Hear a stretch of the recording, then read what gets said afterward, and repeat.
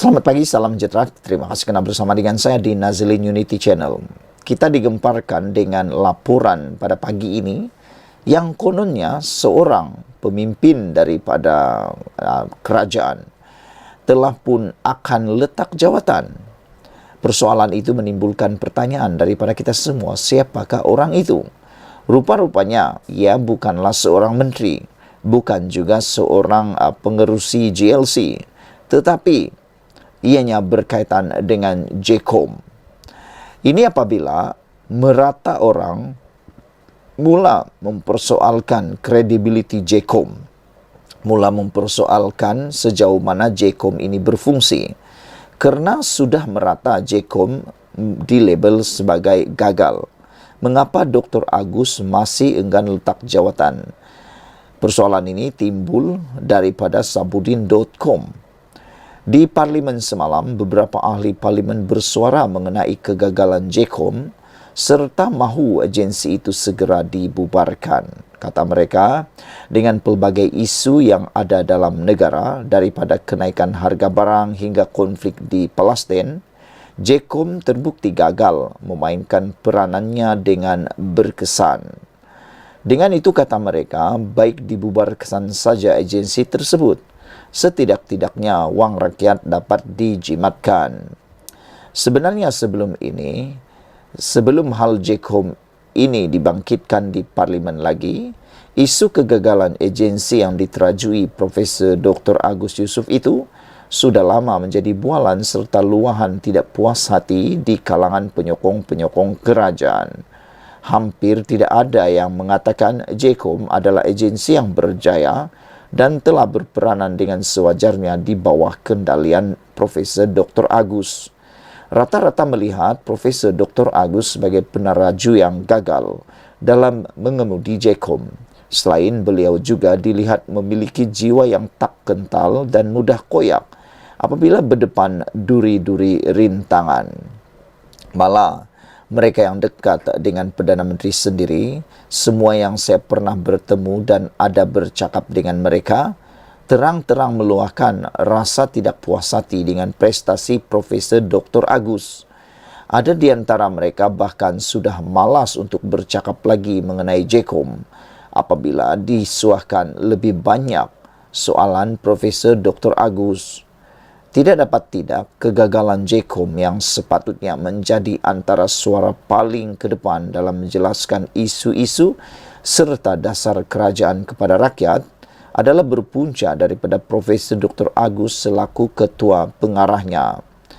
Kalau kementerian gagal disebabkan menterinya gagal, dan jika negara gagal kerana Perdana Menterinya gagal, maka JCOM gagal tentunya kerana kegagalan ketua pengarahnya. Tidak ada individu lain yang boleh disalahkan di sebalik kegagalan JCOM. Dengan itu, JCOM tidak harus dibiarkan. JCOM tidak harus dibubarkan. Cuma penerajunya saja mesti diganti segera. Dalam hal ini, sesuai dengan suara gagal yang sudah merata itu, dua tindakan yang sepatutnya diambil ialah: pertama, Anwar Ibrahim perlu segera menamatkan kontrak Profesor Dr. Agus dan meletakkan orang lain sebagai penggantinya. Kedua, Profesor Dr. Agus sendiri secara sukarela mengundurkan diri bagi memberi peluang kepada Perdana Menteri memilih orang lain mengambil alih tempatnya. Dalam perbualan dengan mereka yang dekat dengan Anwar, mereka berkata, Perdana Menteri adalah manusia yang agak susah untuk memberhentikan orang yang sudah dilantiknya, kerana beliau adalah seorang yang mengambil kira banyak faktor sebelum mahu berbuat demikian, kecuali jika sudah benar-benar tiada pilihan lain lagi.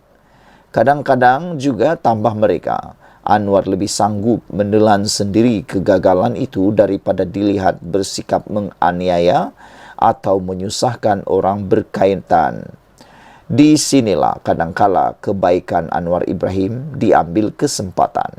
Pun begitu, oleh kerana gagalnya JCOM ini memberi kesan langsung kepada kerajaan, negara dan Anwar sendiri selaku Perdana Menteri, Membiarkan saja Profesor Dr. Agus terus berada di agensi itu dengan kegagalannya adalah juga pilihan yang tidak bijaksana. Cuma, yang agak menghairankan sebagai seorang yang berpendidikan, jika menyedari dirinya tidak mampu berfungsi malah dicemooh merata, mengapakah Profesor Dr. Agus tidak mahu mengundurkan dirinya?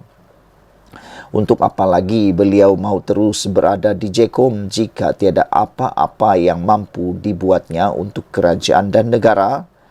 Tidakkah meletak jawatan lebih awal sebagai mengambil tindak tanggungjawab atas kegagalan yang ada jauh lebih mulia, supaya dengannya dapat memudahkan Anwar melantik orang lain mengisi jawatannya itu, malah tidak berterusan membebankan Perdana Menteri?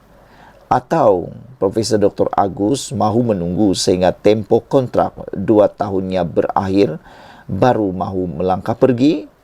Matilah Madani macam ni, kata Sabudin.com. Sekian dulu Malaysia kita punya. Kita jaga sama-sama cintai Malaysiaku. Bye-bye. Selamat pagi, salam sejahtera. Terima kasih kerana bersama dengan saya di Nazilin Unity Channel. Saudara-saudara sekalian, berapa orang lagi ahli parlimen bersatu yang akan menyokong Datuk Seri Anwar Ibrahim? Barulah Parti Bersatu terengadah.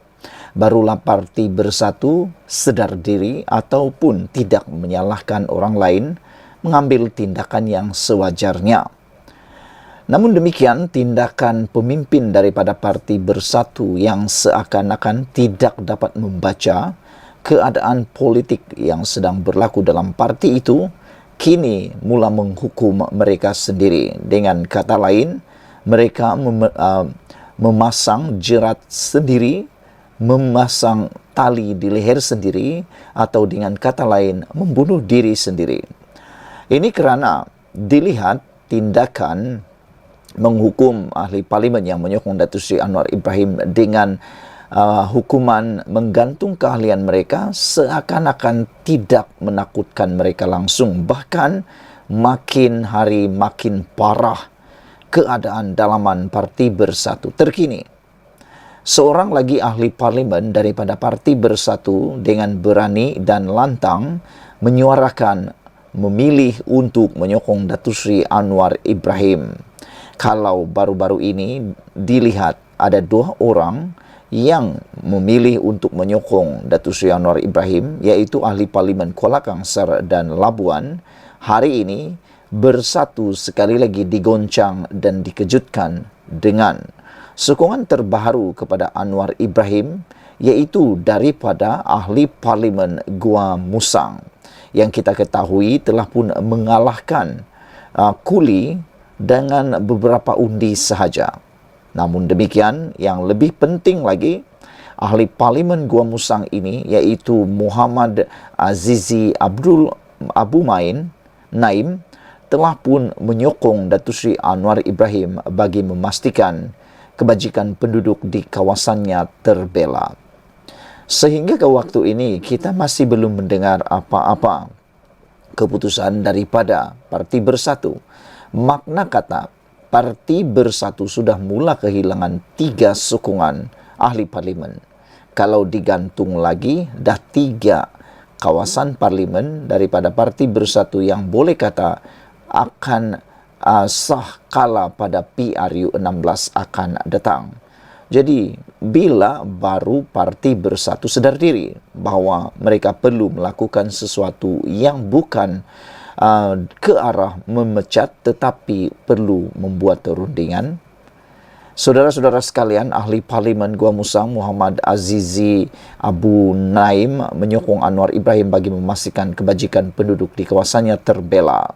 Seorang lagi ahli parlimen Perikatan Nasional PN daripada Parti Bersatu mengisytiharkan sokongan kepada Perdana Menteri Anwar Ibrahim. Ahli parlimen Gua Musang Muhammad Azizi Abu Naim membuat pengumuman menyokong Anwar Ibrahim bagi memastikan kebajikan penduduk di kawasannya terbela dan mendapat pelbagai manfaat termasuk peningkatan kemudahan infrastruktur. Saya juga ingin menyatakan sokongan kepada inisiatif kerajaan mengutamakan kebajikan rakyat negara ini sehingga pilihan raya umum akan datang, katanya. Pengumuman Azizi menyusuli tindakan sama yang diambil oleh ahli Parlimen Kuala Kangsar Iskandar Zulkarnain Abdul Khalid dan ahli Parlimen Labuan Suhaili Abdul Rahman juga daripada Parti Bersatu. Azizi bagaimanapun menegaskan kekal setia kepada parti. Sejujurnya, saya tidak berniat untuk keluar atau mengkhianati Bersatu, tetapi demi memastikan Parlimen saya, Gua Musang, seiring dengan pemerintahan persekutuan adalah wajar untuk bersama dengan saf kepimpinan Putrajaya yang diketuai oleh Anwar, katanya. Sebelum ini, Setiausaha Agung Bersatu Hamzah Zainuddin mengumumkan parti itu menggantung keahlian Iskandar selama 4 tahun, manakala Suhaili digantung 6 tahun kerana menyokong Anwar. Menjadi persoalan kita pada pagi subuh yang hening ini, apakah tindakan yang bakal diterima oleh ahli parlimen daripada Gua Musang ini? Adakah beliau akan digantung juga keahliannya, ataukah untuk lebih menakutkan ahli parlimen daripada Parti Bersatu, beliau pula akan dipecat? Sekian dulu Malaysia Kita Punya. Kita juga sama-sama cintai Malaysiaku. Bye-bye.